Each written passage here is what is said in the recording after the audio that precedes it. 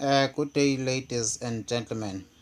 Previously, we were about to do example 3.12 on the topic called focal date of an account.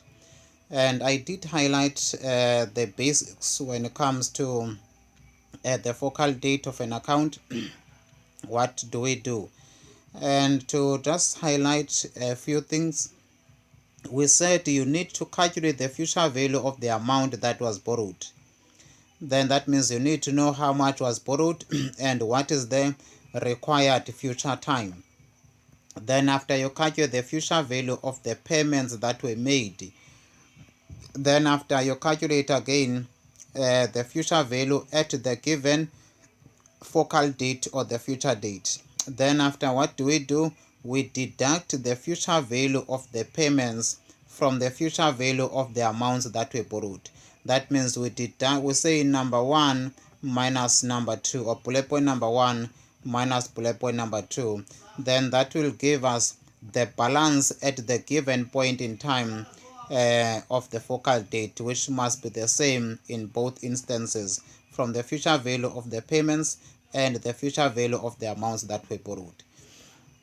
Now 3.2, we are told that a person borrowed how much? 6,800 today and 3,500 2 years later. So let us just draw a line to show how this activity took place. We have 0 here, 1, we have 2, we have 3, we have 4, we have 5, we have 6, we have 7, and we have 8. I don't know how many years the focal date will be. Then it says we borrowed 6,800 today, so that was beginning of the year, which is today. That becomes opening or beginning of the year.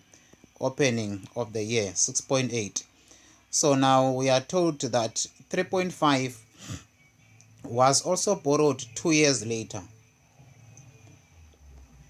So that means after 2 years later, which is from beginning of the year, this will be 1 year, 2 years. So 2 years later, another amount was borrowed, and this other amount that was borrowed is 3,500 rands 2 years later. Remember, the first 6.8 was borrowed at the beginning of the year, so this will be a year and a second year. So 2 years later will be at the end of year 2. Then it says that he pays back 2,500 at the end of year 3. So at the end of year 3, a payment was made, and the payment is 2,500. It's very important to put brackets to indicate that we are making a payment, cash is going out of the business. Then 4,500 at the end of year 6. There at the end of year 6, there was 4.5 that was paid. Now I want to bring to your attention now what we said before, just after reading the last sentence. It says, how much does he owe at the end of year 8 if the interest is charged at 10% per annum compounded monthly? So our interest is compounded monthly. We need not to forget about the monthly compound period, or the monthly compound, or the number of times the interest is compounded in a year. Now we need to be very clear of what I said before, that we need to calculate the future value of the payments. Remember bullet point number 1. We need to calculate the future value, the future value of the payments, and also the future value of the amounts that were borrowed. Calculate future value of the amounts borrowed at the required focal date or future date, of which now our future date is the 8 years. And again, we need to calculate future value of the payments that were made against the loan at the same future term, which is that future term must always be the same. So now let us do that in the line first. Then we say 6.8 was borrowed. Therefore now this 6.8 will be there year 1, year 2, year 3, year 4, year 5, year 6, year 7, year 8. Meaning we need to calculate the future value of 6.8 for 8 years. Then now 3.5 was borrowed at the end of year 2. That means it will have been borrowed, it will be 3, 4, 5, 6, 7, 8. How many years? 1, 2, 3, 4, 5, 6. So that means we need the future value of the second amount that was borrowed for a period of 6 years. Then after a payment was made at the end of year 3, and we need the future value up until the same focal date, meaning year 3 it will be 4, 5, 6, 7, 8, which is 1, 2, 3, 4, 5. So that means the future value of the 2.5 will be for 5 years. Then after another payment was made at the end of year 6, that means the future value for this amount at the focal date will be year 7, year 8. That means it will only be for 2 years. So now this is 1, 2, 3, 4, 5, and we highlighted this will be 5 years, and this will be 1, 2 years. So this will only be for 2 years. So now we need to calculate the future value of the amounts that were borrowed and the future value of the repayments, or the amounts that were a repayment to a loan. So now that one is very clear so far. And now let us go to our calculations. We need not to be ignorant of the fact that our interest rate is compounded more than once a year, and in this case is compounded 12 times a year, and we need to account for that also. Now let me clear these workings or explanations or analysis. Then after we go to the calculation, we respond according to the theory that was explained to us. Now what do we need? We need the future value, and the future value of loans as the end of 8 years. So future value of loan, which is loans as at end year 8, as at end year 8. So that is what we need. Now we need to say how much did we borrow first. We borrowed, and remember we are using the formula now. The formula is the one that says S is equal to A into 1 plus I over M to the power of N times by M. That is the formula that we're using. So the fact that I don't write it down, it does not mean it is not the formula. So have that formula at the back of your mind. And remember, once again, if we want, we can still say plus minus 6,800. This is our present value. We say our interest, it is 10 divided by 12. Then our N is 8 times by 12. Then after we say compute future value. So we can get the future value in this format, but this format will take long pages. So we prefer to use the formula because the formula is very short and sweet. But let me start with the calculator approach and see how much do we get. And remember, I don't show the calculations in terms of how to punch the calculator because I'm not using a camera. Please don't forget to clear your screen first. Second function alpha 00. Then you press plus minus 6,800 is the present value. 10 over 12 is I. Then 8 times 12 is N. Then you say compute future value. Now the future value that I get using the Sharp financial calculator, which I said the Sharp calculator will make you to be a Sharp student, I get 15,083 rand 59 cents. So this is the future value of the loan that was borrowed, 6.8. And there was another loan that was borrowed at the end of or 2 years down the line. And we said we can still say plus minus an amount of 3,500, which is present value. and our I is 10 divided by 12. 10 divided by 12 is our I, slash y. Sometimes I forget to say slash y. In the calculator says slash y, even if you just say I only when you're writing it down in your workings. Then we said this will be only for a period of 6 years. If you remember, we highlighted it to be 6 years in my workings. So now, meaning our n will be 6 years times by 12.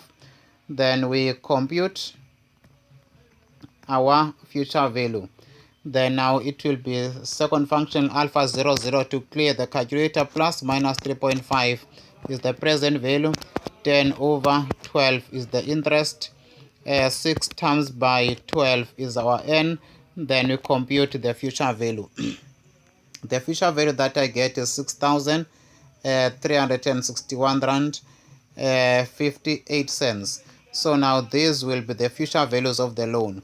Then after, you'll have to continue again now calculating the future value of the payments if you are using the financial calculator. It's also good for you to be familiar with the usage of the financial calculator. Please, I'm doing this in order to keep you very familiar with the functions of the calculator, because when we deal with compound interest, you have to use the financial calculator more than 70% at times of your workings. Now, let me clear all of this, which is correct, but I want to use the shortcut approach, the one that does not consume most of my space. We said we are looking for the future value of loans at 8 years as at end year 8. End of year 8. Then we said that sum accumulated equals 6,800 times into 1 plus 0.10 divided by 12 to the power of 8 times by 12, which is m being 12, n being 8. Then this will give us the future value of the first loan that was borrowed. Then we press just using normal calculator now.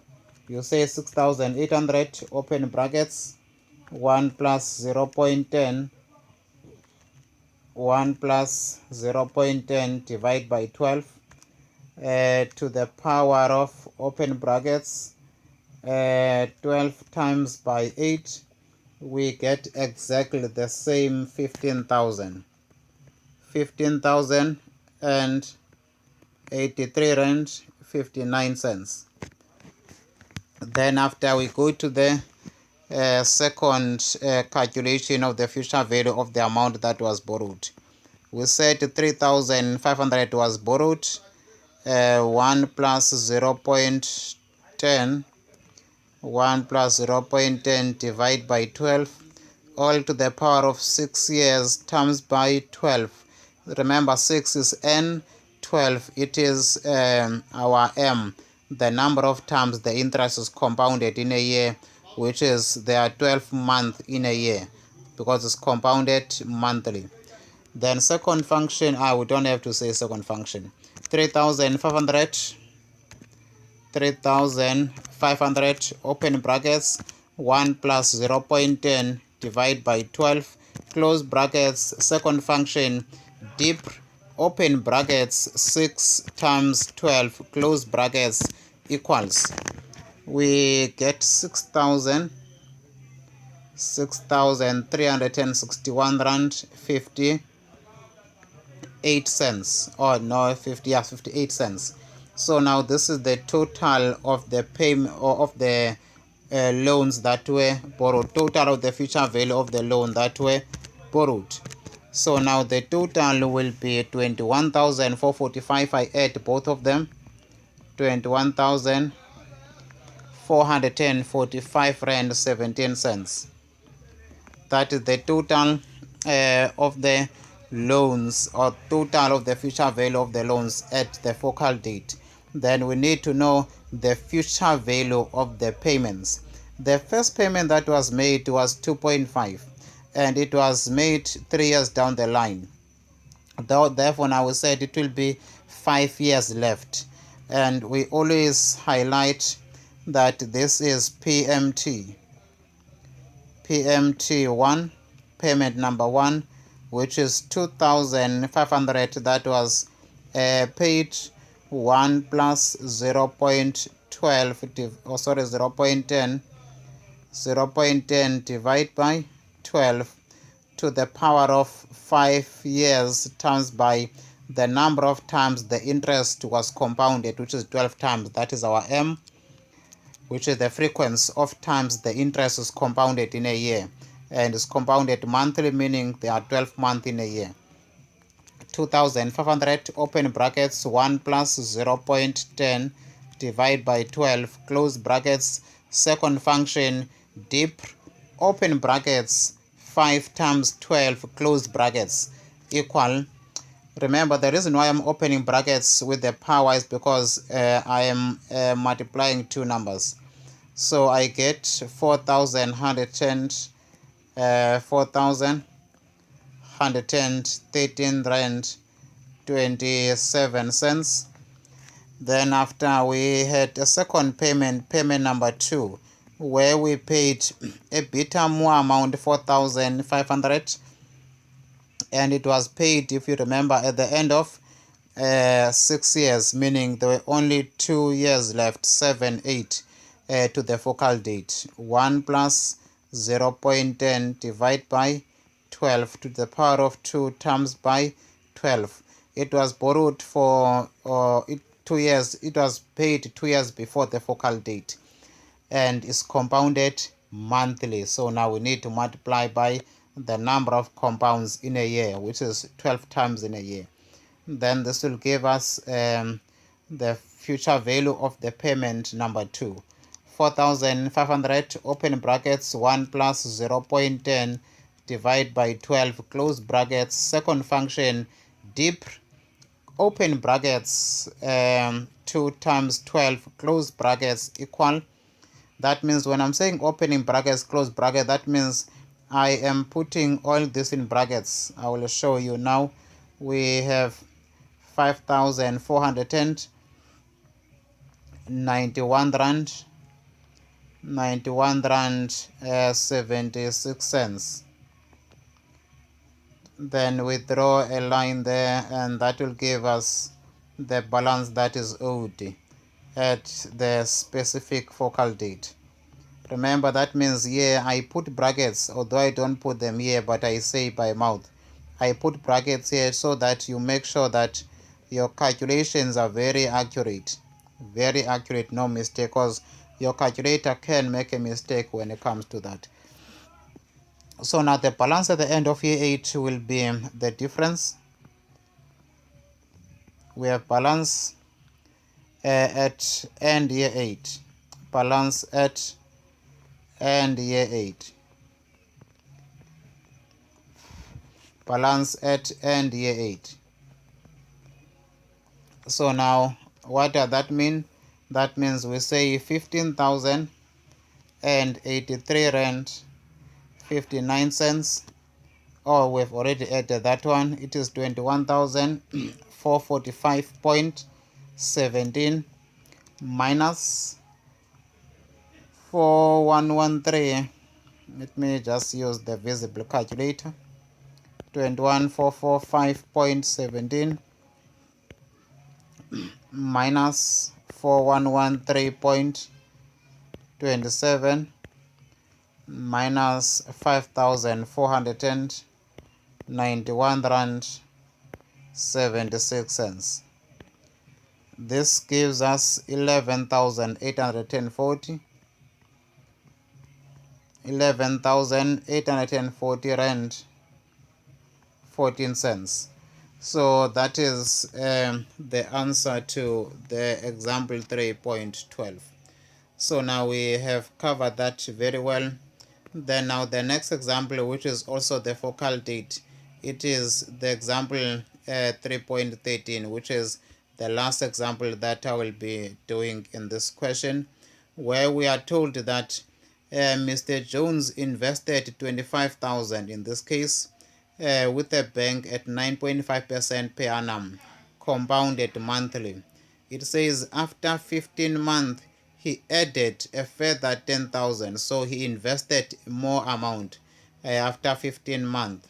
Then it says if the interest rate did not change throughout the period of the investment, calculate the interest earned at the end of month 20 and the final amount in the current account at the end of month 36. Now, in this case, we are investing, we are not borrowing sums of money. And I want to bring you to a very important sentence at the bottom here that is aligned also with this, that says interest at the end of month 20 is calculated on balance in account at the end of month 19. Therefore, compute future value at the end of month 19. That means when we are required to calculate the interest earned at the end of month 19, meaning at the end of month 20, meaning interest only for 1 month, which is month 20, not interest from month 1 to month 20, interest earned at the end of month 20. So now what does that mean? That means we need to calculate the future value at the end of month 19. Then after, from this future value, we just calculate our interest rate, which is 0.095 times by 1 month out of the 12 month. So that will give us the interest only for 1 month, which is the 20th month. But I'm not there yet. I've just given you the information before time. Then after, we'll need to calculate how much is the final amount at the end of month 36. With that, guys, thank you very much. I will come back to 3.13 and we close the topic of the focal date of an account. Thank you.